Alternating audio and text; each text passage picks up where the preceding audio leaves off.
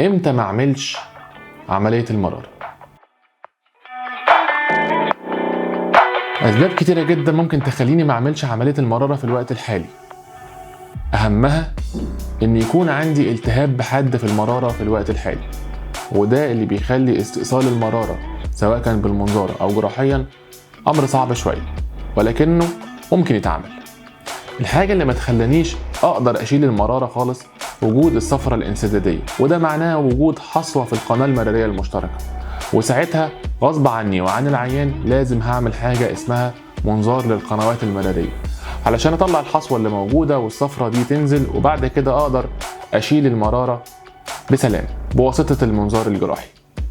الشاهد من الكلام ده، ما تسيبش نفسك لغاية لما تتعرض لمضاعفات المرارة، سواء كان التهاب بحد في المرارة او صفرة انسدادية.